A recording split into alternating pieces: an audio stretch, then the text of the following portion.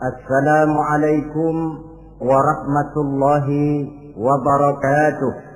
Waalaikumsalam warahmatullahi wabarakatuh. Bismillahirrahmanirrahim. Alhamdulillahi rabbil alamin. Wassalatu wassalamu ala ashrafil anbiya'i wal mursalin. Sayyidina wa maulana وحبيبنا وشفيعنا محمد وعلى آله وأصحابه المجاهدين الطاهرين أما بعد. Saudara-saudara kaum muslimin rahimakumullah. Pada pertemuan kali ini kita akan membicarakan riwayat Nabi Allah Ibrahim alaihi salam. Beliau termasuk salah satu dari 5 orang rasul yang merupakan kelompok yang dikenal dengan ulul azmi, yaitu para rasul yang dinilai mempunyai kelebihan di dalam keutamaan, ketabahan, keuletan, dan sikap istiqomah di dalam berjuang. Jumlahnya ada 5, yaitu Nabi Nuh, Nabi Ibrahim, Nabi Musa, Nabi Isa, dan Nabi Muhammad alaihi wassalatu wassalam. Sebagaimana yang kita maklum bahwa Nabi Allah Ibrahim alaihi salam lahir pada masa pemerintahan Raja Namrud laknatullah alaih. Namrud adalah figur yang lebih merupakan kekuatan daripada keadilan, lebih merupakan kezaliman daripada kebijaksanaan. Ia seorang raja yang memerintah secara sewenang-wenang, lalu dengan segala macam cara berusaha mempertahankan kekuasaannya. Itu sebabnya di hari-hari menjelang kelahiran Nabi Allah Ibrahim alaihi salam, entah oleh karena rasa takut dan khawatir akan munculnya orang-orang yang dapat menumbangkan kekuasaannya, entah karena bisikan ahli nujum atau dukun-dukun yang memang banyak mengelilingi istananya, ia memutuskan untuk membunuh seluruh bayi yang dilahirkan dalam bentuk laki-laki. Ini dilatar belakangi oleh kekhawatiran akan muncul seseorang yang dapat menghancurkan kekuasaannya, sebagaimana Fir'aun laknatullah alaih. Itulah sebabnya di zaman sebelum Nabi Ibrahim dilahirkan, Raja Namrud membuat peraturan. Apabila seorang ibu melahirkan bayi laki-laki, bunuh bayi itu. Seluruh perempuan hamil berada di bawah pengawasan aparatur negara, dan laki-laki dianjurkan untuk jangan dekat-dekat dengan istrinya guna menghindari terjadinya proses kehamilan ini. Entah berapa ratus bahkan berapa ribu bayi laki-laki yang jadi korban tanpa dosa dari sebab kelaliman pemerintahan Raja Namrud laknatullah alaih ini. Kita teringat kepada satu hadis di mana Rasulullah sallallahu alaihi wasallam pernah bersabda, "Ya'ti 'alan nasi zamanun ru'asa'uhum kal asad wa wuzara'uhum kal zi'ab wa qudatuhum kal kilab wa katsirun nasi yawma idzin kal aghnam." Pada satu saat, kata Nabi, akan datang di tengah masyarakat manusia di mana pada masa itu muncul pemimpin-pemimpin yang bertingkah laku seperti singa. Ru'asa'uhum kal asad. Pemimpin-pemimpin mereka bertingkah laku seperti singa. Saudara kenal singa? Saudara boleh periksa. Di mana ada hutan, singa selalu menjadi raja. Padahal hutan belum pernah bikin pemilihan umum. Tapi yang namanya singa tidak pernah peduli. Ada pemilihan umum atau tidak, raja hutan tetap singa. Kenapa? Karena singa menjadi raja di hutan bukan berdasarkan kebenaran, tapi karena kekuatan. Karena kuat, maka dia naik jadi raja. Soal benar atau tidak, soal lain. Maka sebagai akibatnya, setelah si singa ini naik menjadi raja hutan, dia bukan melindungi rakyatnya, malah makanin rakyatnya. Coba saudara lihat di hutan. Kambing rakyat hutan dimakan oleh singa. Ayam rakyat hutan dimakan oleh singa. Sapi rakyat hutan dimakan oleh singa. Inilah akibatnya karena singa naik berdasarkan kekuatan. Setelah naik bukan melindungi rakyatnya, malah makanin rakyatnya. Mental semacam inilah yang dimiliki oleh Raja Namrud laknatullah alaih.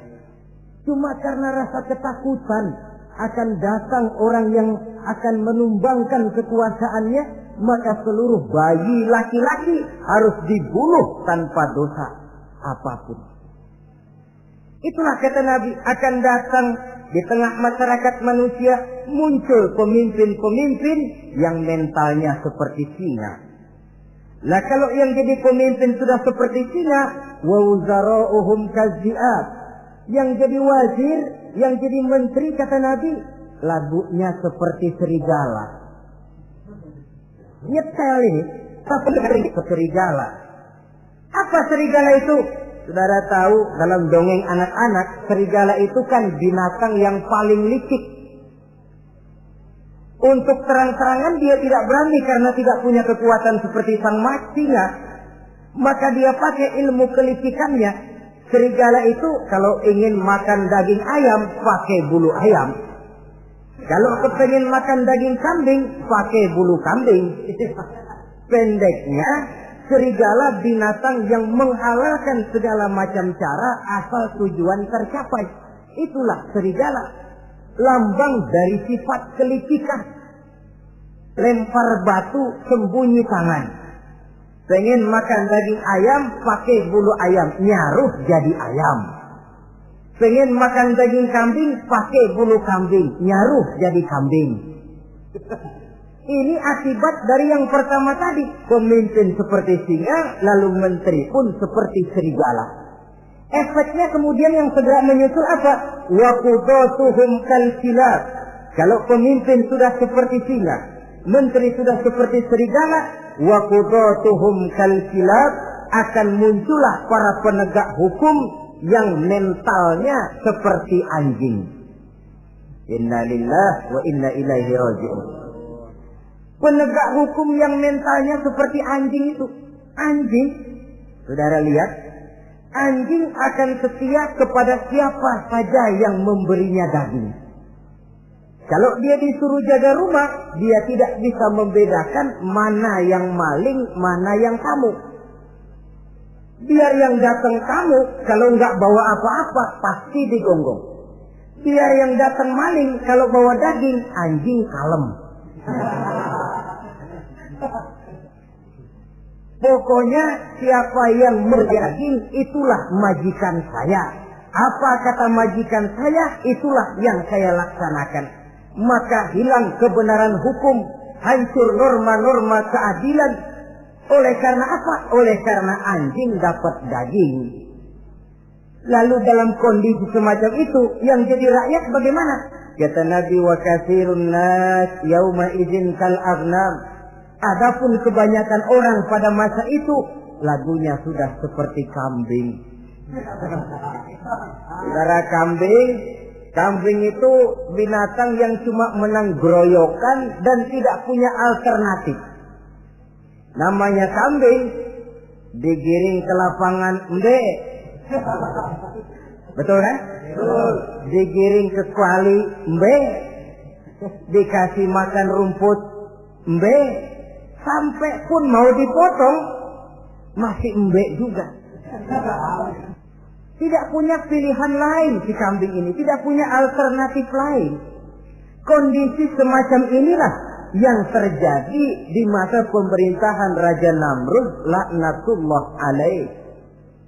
Oleh karena diiming-iming, dibisiki oleh dukun-dukunnya, oleh nujum-nujum yang mengelilingi istananya, bahwa akan datang seorang anak laki yang kelak akan menumbangkan kekuasaannya, dia mengeluarkan peraturan. Ya peraturan singa. Mulai saat ini diumumkan kepada seluruh rakyat, siapa-siapa perempuan melahirkan bayi laki-laki, bunuh hidup-hidup. Seluruh orang bunting di bawah pengawasan Hansip negara. Dan mulai malam ini, supaya semua kaum bapak jarang-jarang tidur sama istrinya. Namanya peraturan Namrud. Tapi apa yang memang Allah kehendaki untuk terjadi, pasti terjadi. Yaitu kelahiran Nabi Allah Ibrahim alaihi salam. Pada saat beliau terlahir ke alam ini, oleh ayahnya yang bernama Azar, disembunyikan di dalam sebuah gua. Di sini bertemu antara nurani seorang bapak dan ketaatan kepada raja. Dia ingin taat kepada raja, dia mesti membunuh anaknya. Tapi sebagai bapak, dia sayang kepada anaknya, dia harus selamatkan. Dicarinya jalan tengah, maka Ibrahim disembunyikan di dalam sebuah gua dengan satu perhitungan tentunya. Lu mati, ya nggak apa-apa, lu hidup ya syukur. Sebab ini pertimbangan dia akan bikin susah dia di masa yang akan datang. Coba anak dalam kondisi apa adanya ditaruh di dalam gua, menurut perhitungan logika mati ini. Namun apa yang terjadi? Nabi Allah Ibrahim yang sejak masa bayi diletakkan dalam gua dipelihara oleh Allah. Nah, kalau Allah yang sudah memelihara, orang mana yang sanggup mendatangkan bencana dan mudarat? Untuk melangsungkan kehidupannya, Nabi Ibrahim itu mengisap ibu jarinya. Dan konon menurut riwayat dari ibu jarinya itu keluarlah madu. Sehingga walaupun tidak didampingi oleh ayah dan ibunya, tinggal di dalam gua seorang diri, pertumbuhannya sebagai seorang bayi menjadi seorang anak, tumbuh dengan pesat sebagai lazimnya anak-anak yang lain. Dalam ilmu tauhid ini yang dinamakan irhas. Tanda-tanda yang diberikan kepada seseorang yang akan dipilih menjadi rasul pada saat dia masih anak-anak. Ini yang dinamakan irhas. Adapun kalau dia sudah diangkat menjadi rasul, maka tanda-tanda itu dinamakan mukjizat. Kalau jatuh kepada wali, maka tanda itu dinamakan karomah, atau yang dalam bahasa kita disebut dengan keramat. Jadi kan kita ini dalam kehidupan anak-anak kita kadang-kadang bisa melihat bakat yang dimilikinya pada saat dia masih kecil. Tanda-tanda itu ada. Nah, dalam kehidupan para rasul, masa kecil mereka yang melakukan itu dinamakanlah irham. Begitulah Nabi Ibrahim tumbuh dari bayi menjadi anak-anak di dalam gua. Dan ayah ibunya kadangkala menengok dia. Pada saat dia sudah mulai pandai berbicara, dia sudah mulai berpikir. Dan pola berpikir yang pertama, satu hari dia tanya bapaknya, "Papi," kalau bahasa sekarang, "ini yang bikin alam ini sebenarnya siapa? Yang bikin saya siapa? Yang menyebabkan saya ada siapa?" "Ya kami, ibu bapakmu," kata ayahnya. "Oh begitu." "Lalu yang bikin ibu bapak siapa?" "Ya nenekmu. Gara-gara dia saya ada, gara-gara saya kamu ada." "Lalu yang bikin kakek dan nenek siapa?" "Ya buyutmu." "Lalu yang bikin buyut siapa?" "Ya bapaknya buyut." "Yang bikin bapaknya buyut?" "Ya kakeknya buyut." Kalau gitu nggak pernah selesai dong. Tentu akan ada pencipta pertama. Siapa pencipta pertama itu? "Bapaknya buntu." "Lu jangan usil dah."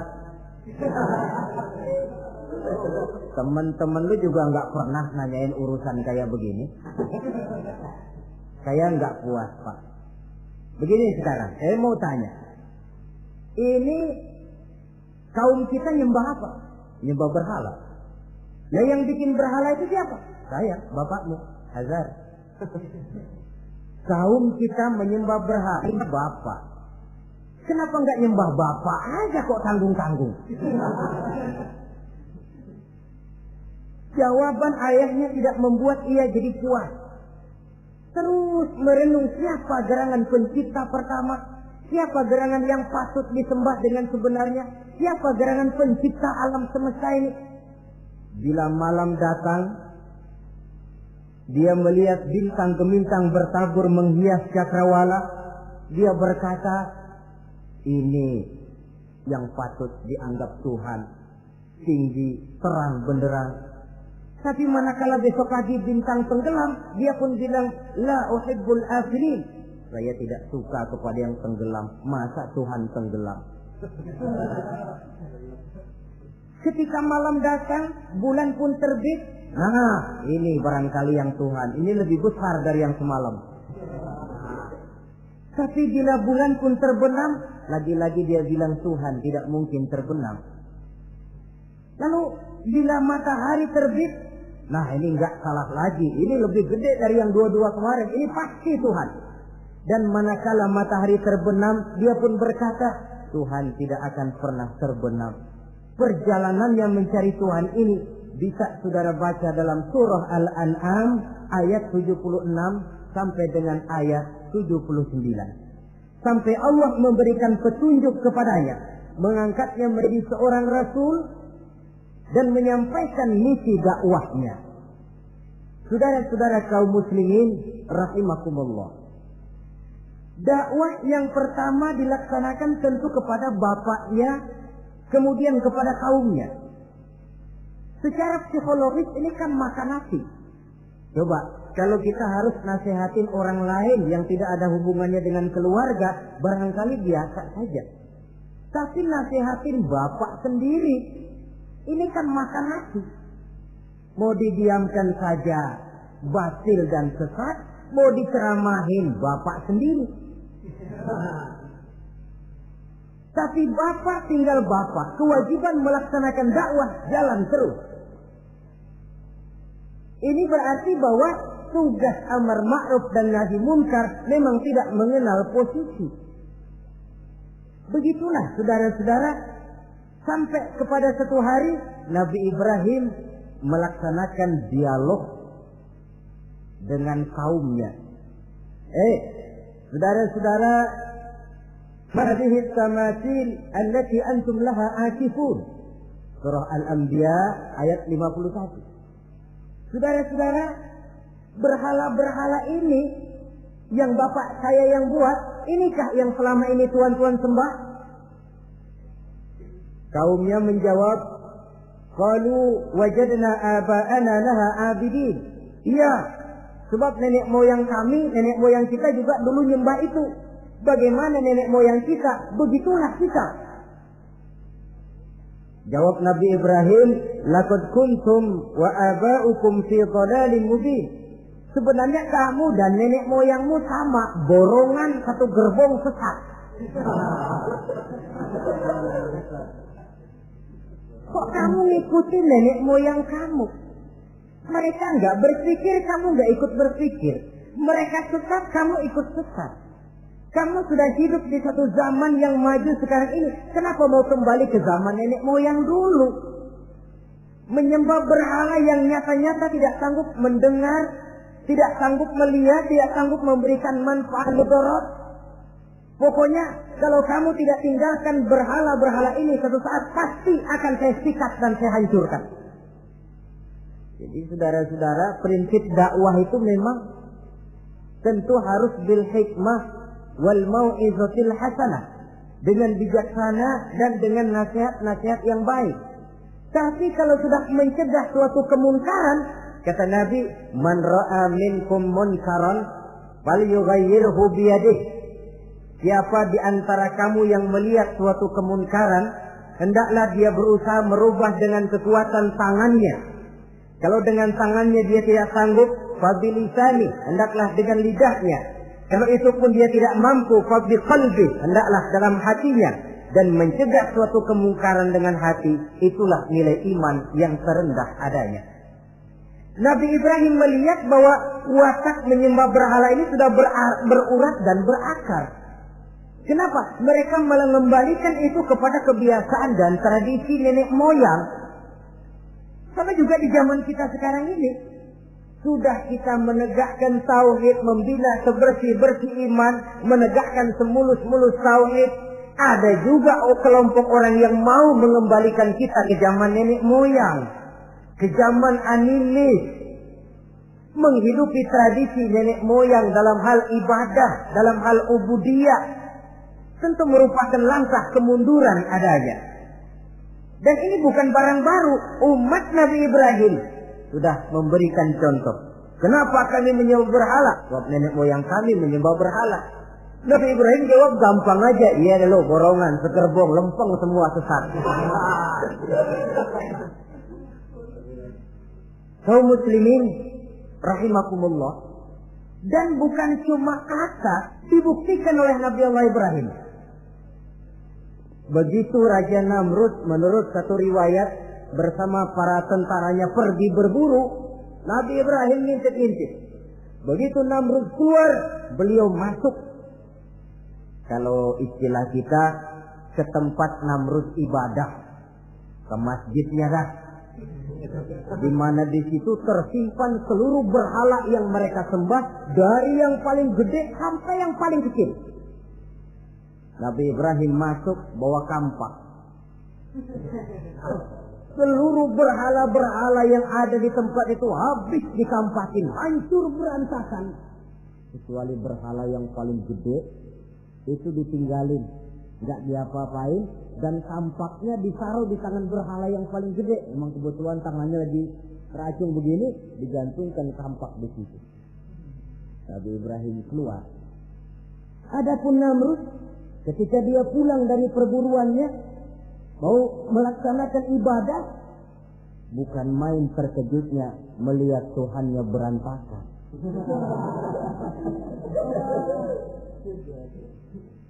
Waduh, ini celaka, kerjaan siapa ini? Dikumpulkan para intel negara, staf-staf khusus. Ini ada supersip masuk kemarin, mengganggu stabilitas peribadatan kita. Ini mesti dicari siapa biang keroknya ini. Cari sampai ketemu siapa yang menghancurkan Tuhan-Tuhan kita ini. Intel pun disebar. Ada yang ke kota, ada yang ke desa, ada yang pokoknya ke seluruh penjuru. Sampai ada yang desas-desuskan. Tuan Raja, bagaimana? Saya dengar selentingan berita. Berita apa? Pada waktu Tuan Raja pergi berburu, seorang anak muda bernama Ibrahim masuk ke tempat ibadah kita. Barangkali dia yang menghancurkan patung-patung kita. Kalau begitu cari, tangkap Ibrahim, tangkap. Panggil kepala intel. Dipanggil. Kamu cari orang namanya Ibrahim, tangkap. Kok ditangkap? Tangkap. Sebab menurut berita dia yang menghancurkan berhala-berhala kita. Ya tapi kan belum ada buktinya, Pak. Soal bukti gampang, belakangan, yang penting tangkap aja dulu.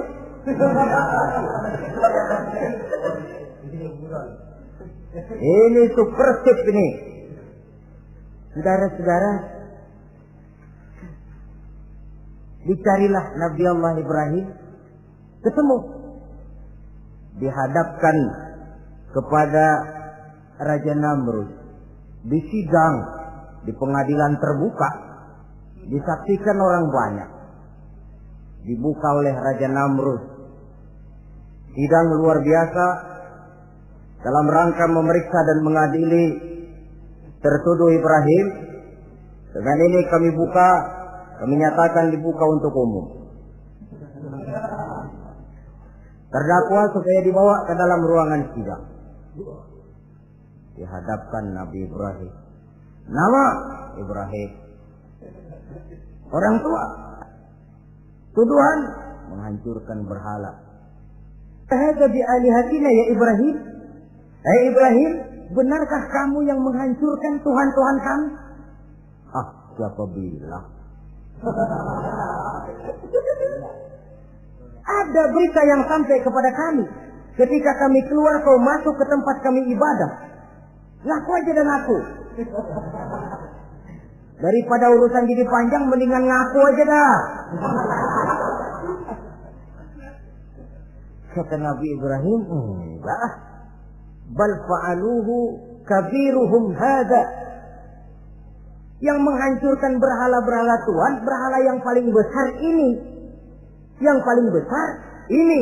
Besarnya nunjuk ke patung, ininya nunjuk ke dirinya.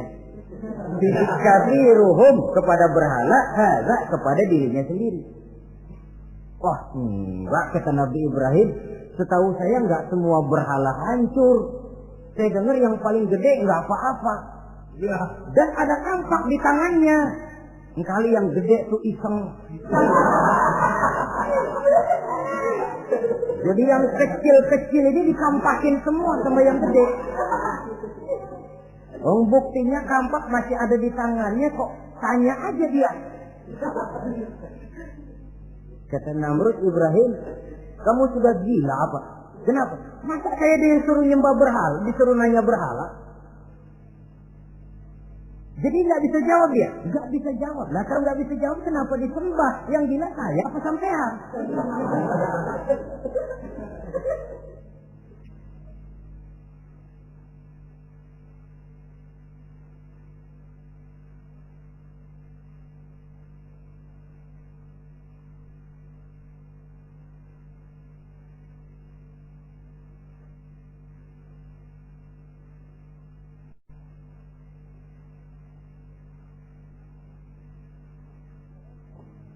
Merasa tidak sanggup menghadapi argumentasi yang diajukan oleh Nabi Allah Ibrahim, Namrud salap.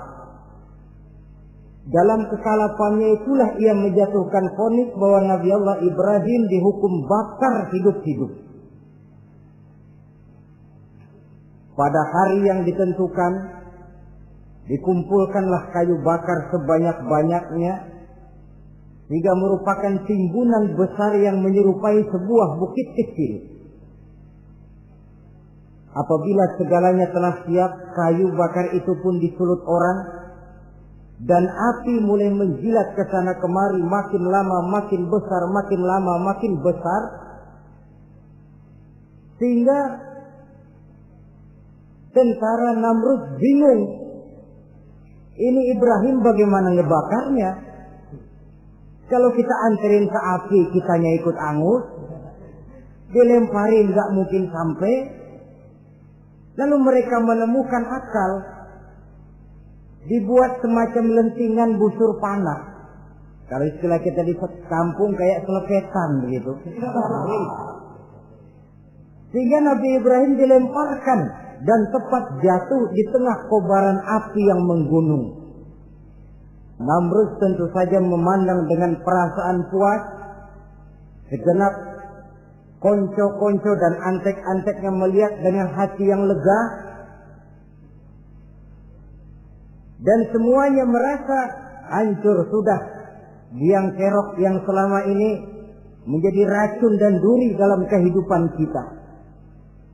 Tapi rupanya yang mereka mau lain dengan yang Allah mau. Ketika Nabi Allah Ibrahim hampir masuk ke tengah kobaran api yang menggunung itu, datanglah perintah Allah kepada api. Ya naru kuni bardan wa salaman ala Ibrahim. Hai api, dinginlah kamu, selamatkan Nabi Ibrahim. Api ini tunduk kepada perintah Allah. Ia pun dingin, sehingga Nabi Ibrahim di tengah kobaran api yang menggunung, seujung rambut pun tidak terbakar, malah kedinginan di tengah kobaran api. Lalu api ini dari besar, makin lama makin kecil, makin lama makin kecil, akhirnya padam. Yang ada tinggal tumpukan arang dan debu. Kata Namrud, mampus lo Ibrahim. Rasain. Barangkali istilah kita nih, makan pencarian lo. Pakai bertingkah mencaci maki Tuhan kami, menghancurkan berhala-berhala. Sekarang rasakan hasil usahamu. Sorak-sorai pun kedengaran. Begitu lagi sorak-sorak dari tumpukan abu dan arang itu gerak-gerak. Kerusak. Kok ini ada arang bergerak-gerak? Rupanya dilihat-lihat, makin lama makin nyata, Nabi Ibrahim keluar dari tumpukan arang dalam keadaan utuh, tidak kurang satu apapun. Sebenarnya andai kata Namrud mau menggunakan akalnya, saat itu dia tentu menemukan satu hal yang luar biasa. Satu kebesaran yang kalau dia mau merenung akan sampai kepada kekuasaan yang serba maha. Tapi karena ketika itu hatinya sudah dipenuhi nafsu, ditutupi oleh kesombongan, dia buta terhadap kenyataan itu. Kaum muslimin rahimakumullah, akhirnya Nabi Allah Ibrahim ini diteror langsung oleh orang tuanya. Kata abahnya, "Aradibun anta an alihati ya Ibrahim? Ibrahim, kau benar-benar tidak senang kepada Tuhan-Tuhan kami, berhala-berhala ini? La in lam tantahi la arjumannaka wahjurni maliya." Kalau engkau tidak berhenti, hai Ibrahim, tidak berhenti memperkenalkan Tuhan seru sekalian alam, tidak berhenti mencela dan mencaci bahkan menghancurkan berhala-berhala kami, la arjumannaka, akan kami rajam kamu. Iya, kalau raja yang ngancam begini, orang tua beliau sendiri ngancam begini. Itulah tantangan dakwah, saudara-saudara. Kita melaksanakan dakwah ini tempo-tempo berhadapan dengan penguasa yang mentalnya macam Namrud. Tempo-tempo berhadapan dengan orang kaya yang pelitnya macam Qarun. Tempo-tempo berhadapan dengan orang tua yang mentalnya macam Azar. Orang tua yang kaku, yang tidak mau terbuka terhadap kenyataan. Istilah di kampung kita, orang tua yang laceng. Tahu laceng? Udah salah kenceng. Sulit benar menerima pembaruan yang membawa umat kepada masalah-masalah yang memang nyata lebih baiknya. Itulah tantangan di dalam melaksanakan tugas dakwah, dan ini dihadapi oleh Nabi Allah Ibrahim.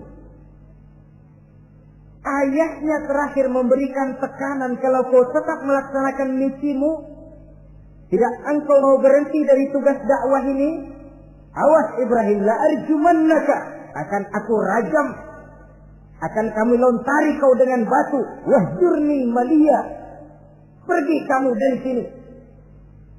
Ya Allah, diputuskan hubungan.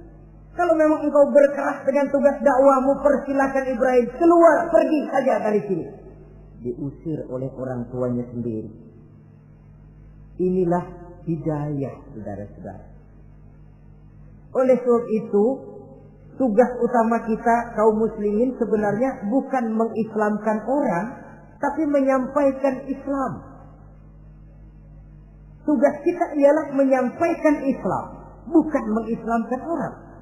Sebab orang mau Islam atau tidak, itu urusan hidayah dari Allah. Jangankan kita, Nabi Ibrahim tidak sanggup mentauhidkan ayahnya Azar. Nabi Nuh tidak bisa mengislamkan putranya Kan'an. Bahkan Nabi kita Muhammad sallallahu alaihi wasallam pun tidak bisa memberikan hidayah kepada Abu Jahal dan Abu Lahab. paman Nabi, orang tua Nabi, anak Nabi, istri Nabi sekalipun, hidayah tidak diberikan kepada mereka, mereka tidak terpanggil mengikuti kebenaran. Kalau sudah kenyataan ini yang kita temui, kembalilah kepada konsep Quran. Allahumma inni qad ballaghtu, wahai Allah, seruanmu sudah saya sampaikan, dakwahmu sudah saya canangkan, ajakan kepada tauhid sudah saya sampaikan. Allahumma inni qad ballaghtu, sudah saya sampaikan ya Allah. Perkara mereka tidak mau ikut, itu karena semata-mata hidayah berada di tanganmu ya Allah. Kalau kemarin landasan dakwah kita, insya Allah tugas dakwah kita berkelangsungan. Kalau tidak, makan hati. Kita pikirin, ya orang gua ajak benar-benar nggak mau, ya dipikirin. Saya ajak ngaji malah dikasih maki, saya ajak yang baik malah saya dicemoohkan. Kok begini dakwah? Akhirnya dipikirin, sakit jantungan. Sudah orang nggak kena kita ajak beriman, kita sendiri makan ke dalam. Itulah Quran meletakkan konsepsi dasar, sampaikan dakwah dengan baik, bil hikmah wal mau'izatil hasanah wajadilhum billati hiya ahsan. Kalau ternyata metode sudah baik tapi orang tidak juga mau beriman, tanamkan dalam hati, Allahumma inni qad ballaghtu, ya Allah, tugas saya cuma sekedar menyampaikan. Perkara mereka tidak mau, saya sudah menyampaikan ya Allah, terserah hidayahmu. Kelapangan jiwa akan kita temui di sana. Entah berhadapan dengan penguasa yang punya mental kayak Namrud, bertingkah laku sewenang-wenang, aji mumpung, mentang-mentang kuasa lalu saenake dhewe, menghitamkan yang putih, memutihkan yang hitam menurut seleranya saja. Entah berhadapan dengan orang kaya yang punya mental seperti Qarun, makin kaya tapi makin bakhil, atau berhadapan dengan orang-orang tua yang punya tingkah laku seperti Azar. Diperlukan sikap lapang dada untuk menyampaikan risalah Islam ini. Terhadap reaksi keras dari abahnya ini apa? Kata Nabi Ibrahim, surah Maryam ayat 47 menjelaskan, Salamun alaika sa'astaghfiru laka rabbi innahu kana bi hafiyya wa a'tazilukum wa ma ta'buduna min dunillah. Kalau memang begitu apa? Salamun alaika. Oke Abah, selamat jalan. Marilah kita tempuh jalan kita masing-masing. Saya memang anak Bapak, tapi tauhid adalah prinsip. Allah Tuhan saya. Ini prinsip. Kalau Bapak tidak mau mengikuti seruan saya, padahal saya sayang kepada Bapak, saya cinta kepada Bapak, saya tidak ingin Bapak bersekutu dengan setan. Saya tidak ingin Bapak menemani setan di dalam neraka. Saya ingin menyelamatkan Bapak. Tapi ini rupanya vonis Bapak. Hendak merajam saya, mengusir saya dari sini. Oke, Bapak. Salamun alaika. Selamat jalan. Sa'astaghfirullah. Saya akan memohon ampun kepada Allah untuk Bapak. Memohon ampun. Jadi walaupun dalam Islam kita berbeda akidah dengan orang tua, tetapi kewajiban untuk berbakti tidak menjadi putus karenanya. Dalam surah Luqman dijelaskan, apabila kedua orang tuamu memaksamu untuk menyekutukan Allah, jangan taati.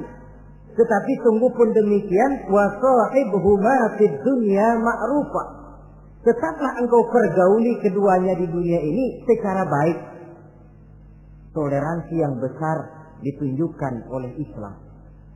Dan lebih besar lagi dilaksanakan oleh Nabi Allah Ibrahim.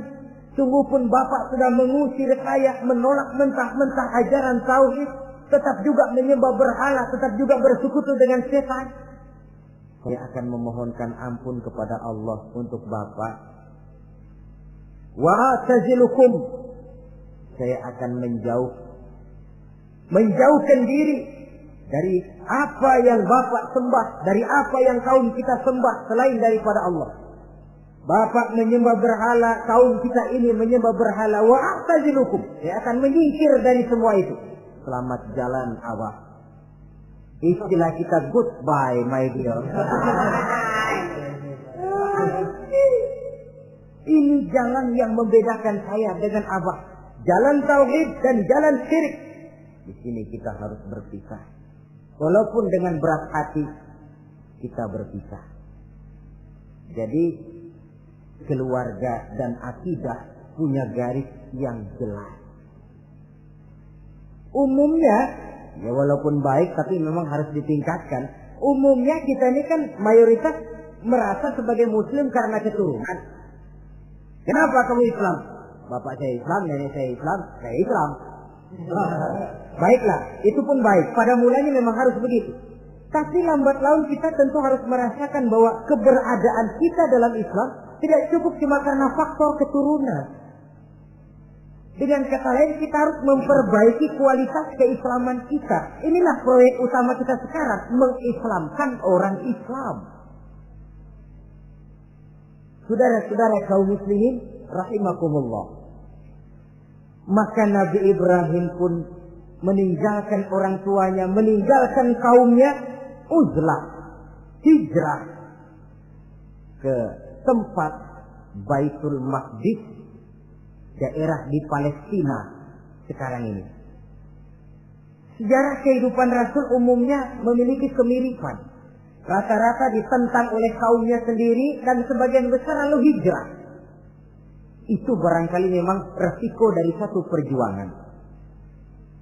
Nah, begitu tantangan yang dihadapinya dalam melaksanakan dakwah. Lalu cobaan-cobaan yang diberikan Allah kepada Nabi Ibrahim pun luar biasa. Pantas kalau beliau itu masuk ulul azmi dan mendapat titel Khalilullah. Nabi Ibrahim titelnya Khalilullah, orang yang mencintai dan dicintai Allah. Khalilullah. Ini terbukti dari cobaan-cobaan yang dihadapinya. Pertama, dari perkawinannya dengan Siti Hajar, dengan Siti Sarah maksud saya, beliau tidak dikaruniai seorang anak pun. Umur sudah lanjut. Padahal anak kita tahu pelanjut sejarah, penyambung cerita, si buah hati belahan jantung. Sampai pada satu hari Hajar musyawarah. Kalau bahasa kita, Bang, bagaimana Hajar? Lama juga kita sudah berumah tangga kan Bang? Lalu, dan kita sejauh ini belum dikaruniai seorang anak pun. Ya sabarlah, pada waktunya tentu akan ada juga. Tapi kapan lagi Bang? Usia kita sudah cukup lanjut. Maksud kamu bagaimana Hajar? Begini sajalah Bang. Bagaimana kalau abang kawin saja lagi? Ya Allah, punya istri macam begini, menyuruh lakinya kawin lagi. Tapi dasar Nabi Allah Ibrahim, nggak mau saya kan cinta sama Hajar. Iya, soal cinta saya tahu, dan saya tidak meragukan cinta abang kepada saya. Cuma masalahnya saya nggak bisa memberikan keturunan Bang. Bukan nggak bisa, belum. Sudahlah, kawin saja lagi Bang. Nggak mau nggak mau. Istrinya nyuruh kawin, lakinya ogah-ogahan. Sekarang kan enggak, istrinya larang kawin, suaminya malah nyelintir.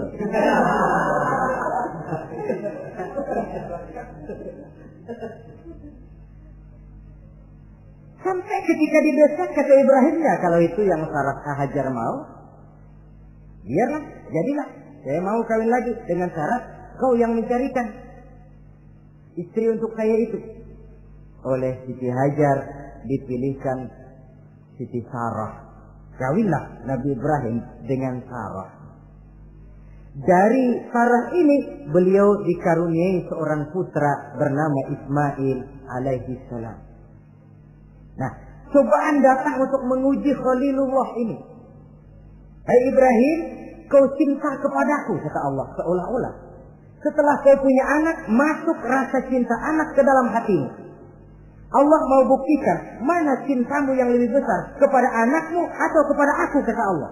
Maka turun perintah untuk menyembelih anaknya sendiri. Satu riwayat menceritakan bahwa latar belakang perintah menyembelih anak ini sebenarnya gara-gara Nabi Ibrahim juga ketelepasan ngomong. Beliau pernah menyembelih 300 ekor onta dan 1000 ekor kambing. Dagingnya dibagikan kepada fakir miskin. Dilaksanakan penyembelihan itu untuk mendekatkan diri kepada Allah. Dekat. Tidak cuma manusia, malaikat kagum. Dipuji Nabi Ibrahim. Bukan main Ibrahim. Kaya, berani. Ya kalau miskin berani, nekat kali. Ini kaya, berani. Menyembelih 300 unta, 1000 kambing, dagingnya disedekahkan kepada fakir miskin. Luar biasa Ibrahim. Ketika dipuji orang banyak, itulah beliau timbul sifat manusianya. Apa kata beliau?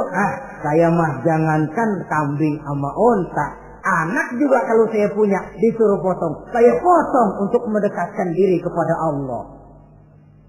Kenapa ketelepasan ngomong begitu? Sebab waktu itu belum punya anak. Ngomongnya enak. Sama juga kita, goma kalau punya motor, siapa juga ketemu di jalanan, gue boncengin. Lagi belum punya. Kalau udah punya, lain gayanya. Itu biasa itu, omongan orang belum kaya emang begitu.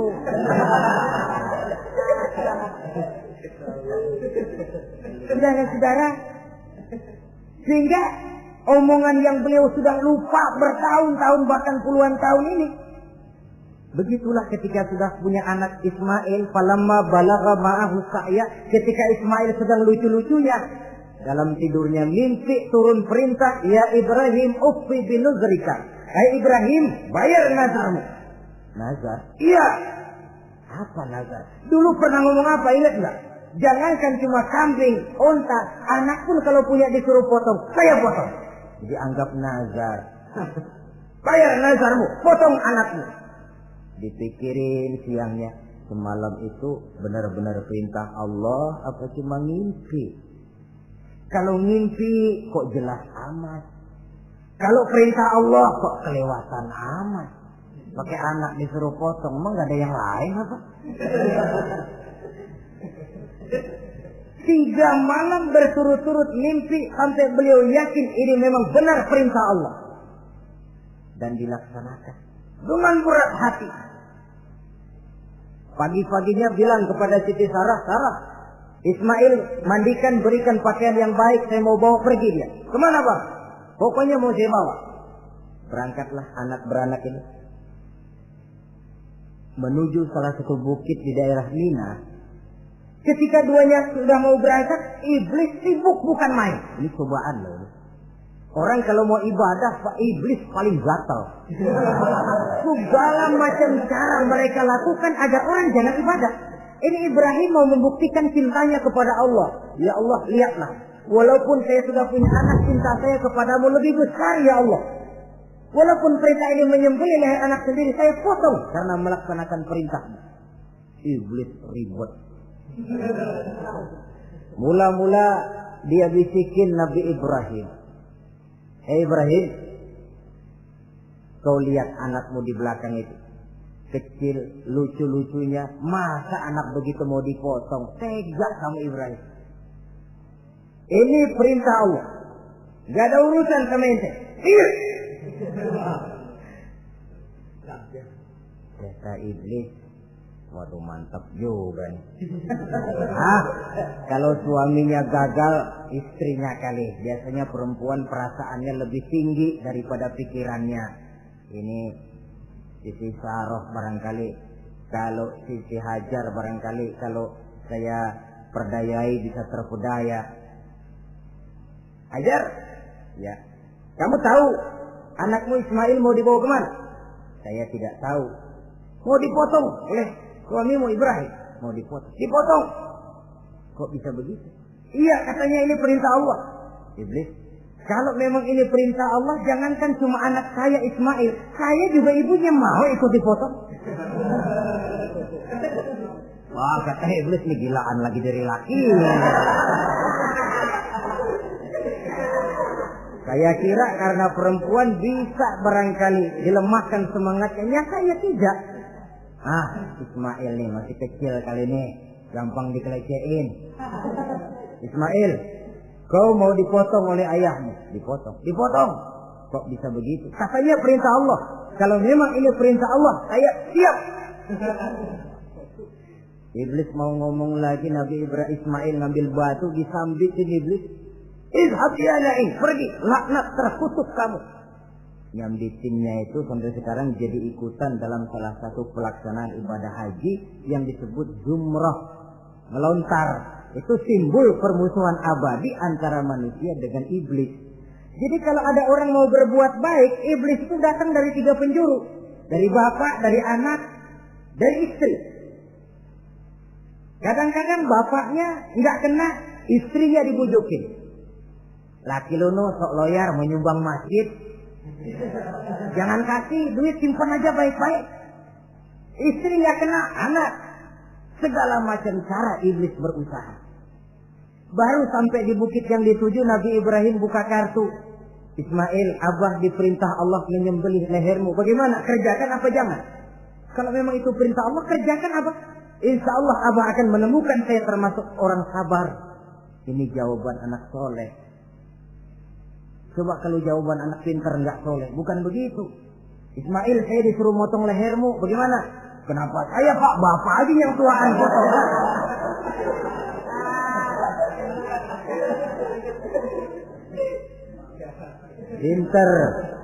Pinter, tapi nggak soleh, ya begitu itu, minteri jadinya. Saudara-saudara, sampai Nabi Ismail diganti oleh Allah dengan seekor kambing kibas. Cobaan terhadap kecintaannya kepada Allah. Kau cinta aku, itu benar. Tapi setelah kau punya anak, rasa cinta anak masuk ke dalam hatimu.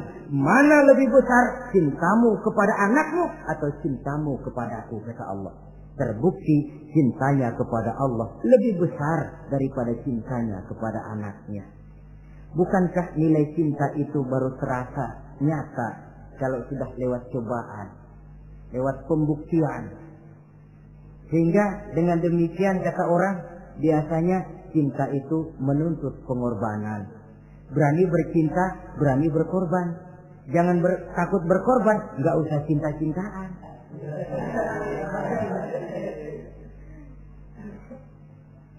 Saudara-saudara, sebab kalau orang sudah berbuat untuk sesuatu yang dicintainya, sangat boleh jadi si lemah akan jadi kuat, yang jauh jadi terasa dekat, yang takut jadi berani. Kalau orang sudah melakukan sesuatu untuk yang dicintainya.